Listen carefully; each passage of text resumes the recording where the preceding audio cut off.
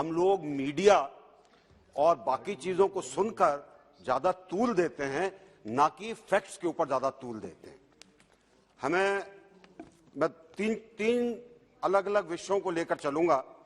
First is policy issues, second is how exactly the whole thing has been done, and lastly कि media और लड़ाई के बारे में जो हम बात कर रहे हैं उसमें क्या एक्चुअल सच्चाई है। सबसे पहले तो मैं एक चीज स्पष्ट करना चाहूंगा, यहां पर कोई श्रेय के लिए नहीं आया है। ना हमारे विदेश मंत्री जयशंकर जी को श्रेय चाहिए, ना जो कोई गया है उसको श्रेय चाहिए। और ये अगर आपके मस्तिष्क की उपज है तो कृपया करके इसको बाहर छोड़ दीजिए।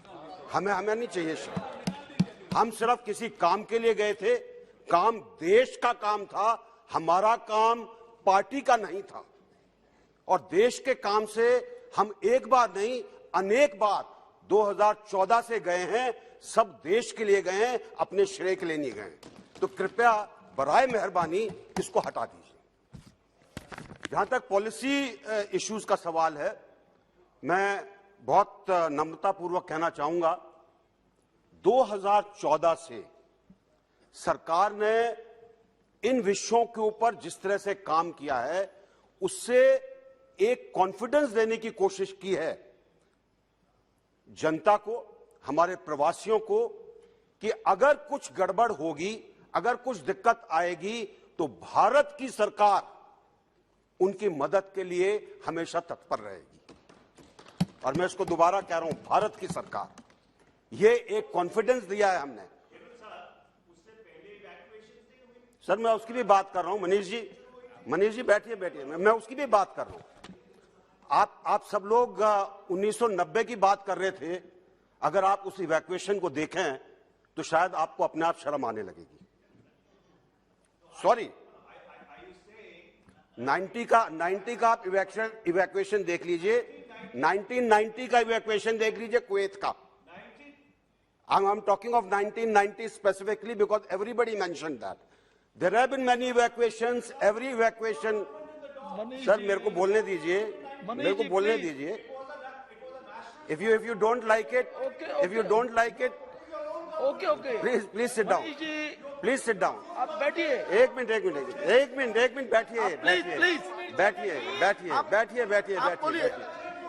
बैठ जाइए। आप बोलिए। Everybody mentioned 1990. That is why I am saying so. Whoever was in power is immaterial. We have had many evacuations. Please. We have had many evacuations, Chairman sir, Speaker महोदय, बहुत evacuations हुए। हर एक evacuation की situation अलग होती है, हर एक situation के अंदर काम करने का तरीका अलग होता है। कृपया उसको कंपेयर मत करिए।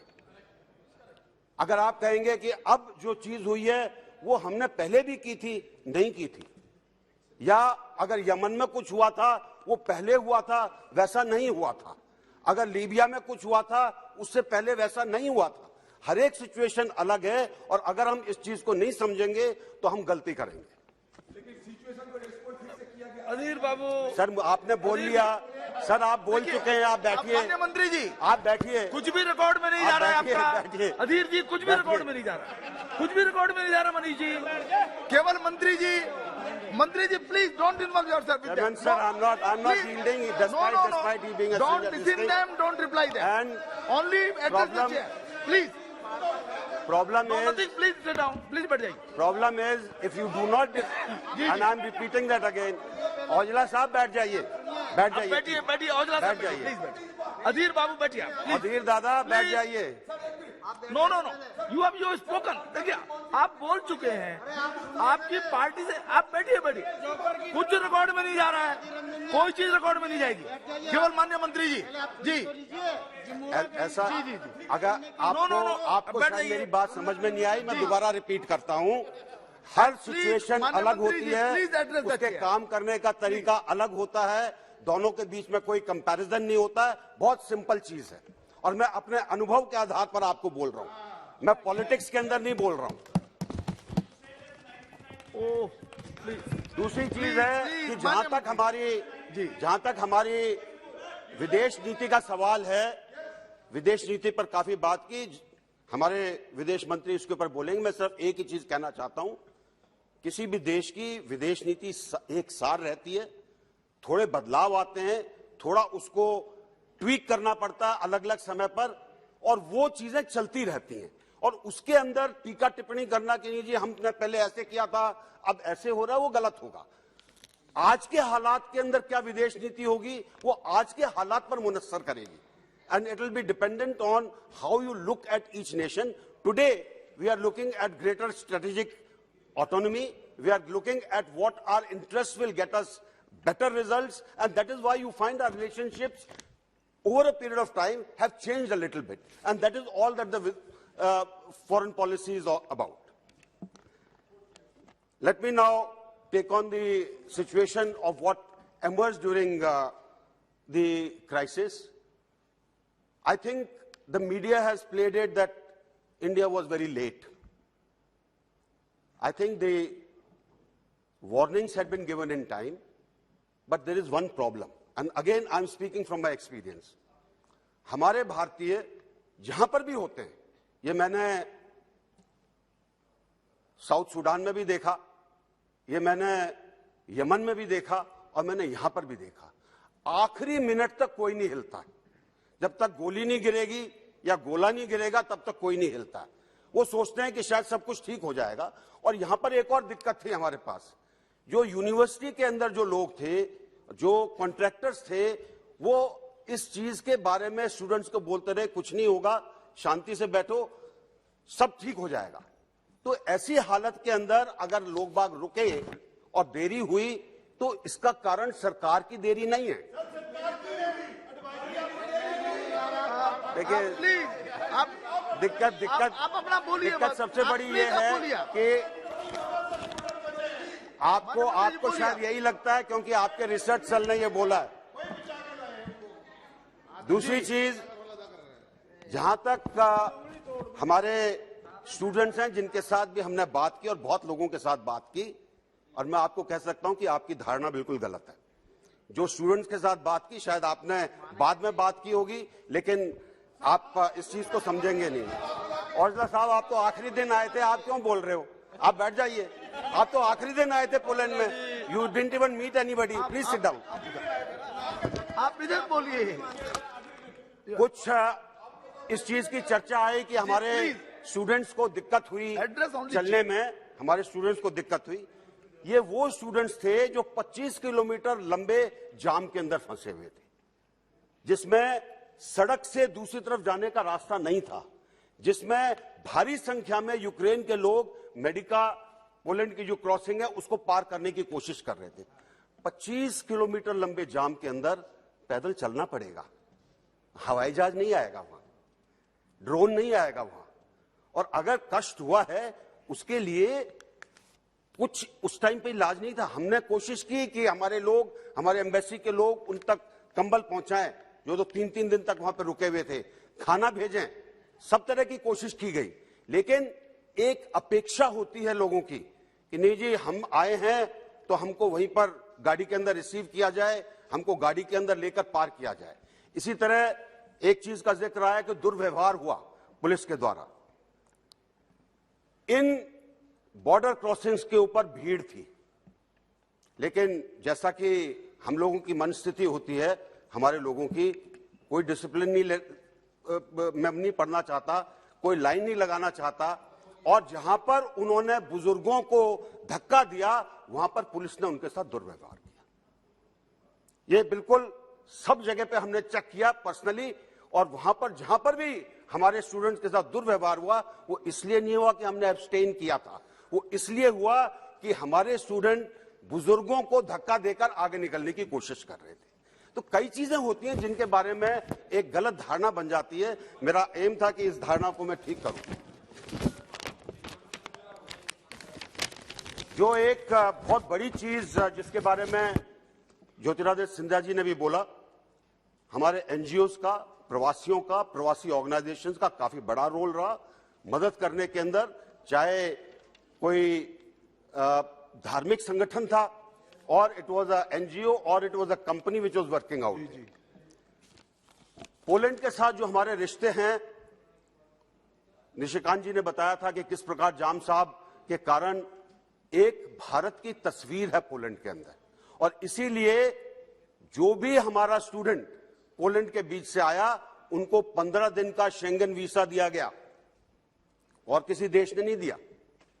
सिर्फ पोलैंड ने 15 दिन का शेंगन उनको वीसा लगा के दिया, ताकि उनको आगे अगर जाना है, अपने आप जर्मनी से जाना है या और कहीं से जाना है, तो उनको दिक्कत ना आए। एक चीज आई थी कि मिनिस्टर्स क्यों बोल रहे हैं, वो क्या कर रहे थे। एक श्याम सिंह जी ने काफी बातें की, मैं तो आपसे निवेदन करूंगा कि उन्होंने जो कुछ चर्चाएं की उनको थोड़ा निकाला जाए। हमारा काम था कैसे सहूलियत की जाए, कैसे रिसोर्सेज को इकट्ठा किया जाए, कैसे लोगों को सही तरीके से लेकर आया जाए, कैसे जब वो आते हैं उनको खाना वगैरह दिया जाए। और मानकर चलिए जब 1000 लोग होते हैं, 1000 में से 2 या 4 आदमी असंतुष्ट जरूर होंगे, सबकी संतुष्टि पॉसिबल नहीं है। उन हालात के अंदर जब आप बड़े बड़े हॉलों के अंदर लोगों को सुलाते हैं, अगर कोई कहे कि मुझे तो चारपाई चाहिए थी, तो शायद वो एक गलत तरीके से उस चीज का उपयोग करना था। इस सब के अंदर हमारे प्रधानमंत्री जी का, और उन्होंने श्रेय नहीं मांगा किसी से, उनका एक रोल रहा। और वो क्या रोल था, जो कि रोल उन्होंने यमन के अंदर भी निभाया था। उन्होंने जो भी राष्ट्राध्यक्ष थे उनसे बात की कि कैसे हमारे स्टूडेंट्स को निकाला जा सकता है।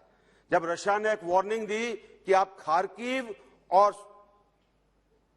से या सुमी से अपने लोगों को निकाल लें, तब बातचीत की गई कि उनको कैसे निकाला जाए।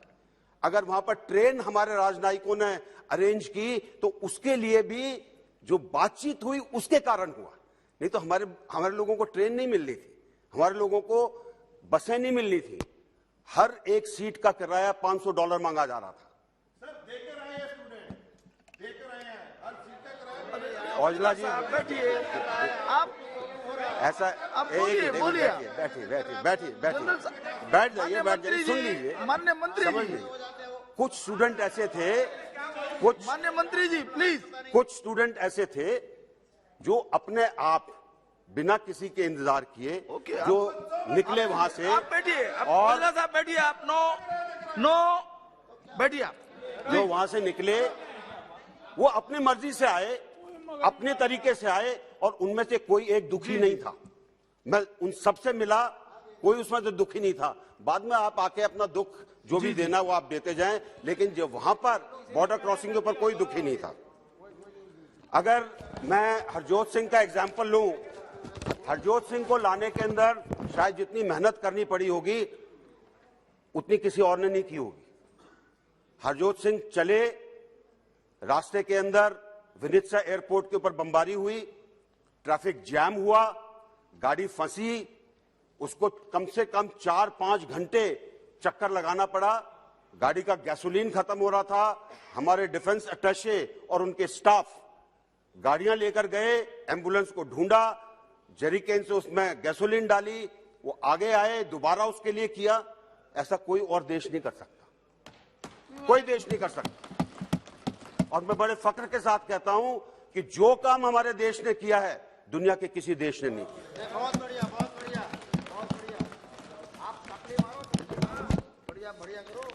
आखिर में मैं 2-3 चीजें और कहना चाहूंगा जी। War is destruction, war throws up corpses, it doesn't throw living people. War results in massive damage, and as the wars become more modern, this damage increases. So what you are seeing today on the televisions is only a part of it. Secondly, in modern day, wars result in great amount of disinformation. हमको नहीं पता क्या हो रहा है। कुछ जो media जिस तरीके से चीजों को उठाता है, अलग अलग तरह के मीडिया अलग अलग तरह से उठाते हैं, इसलिए इसके बीच में से सच्चाई ढूंढना बड़ा मुश्किल काम है। तो इसलिए मेरा निवेदन यही रहेगा कि जो सिचुएशन है, मेरे ख्याल से आपके पास एक बड़ी सक्षम सरकार है जो इसको अच्छे तरीके से हैंडल कर रही है, उनको हैंडल करने दीजिए। बहुत बहुत धन्यवाद। Thank you.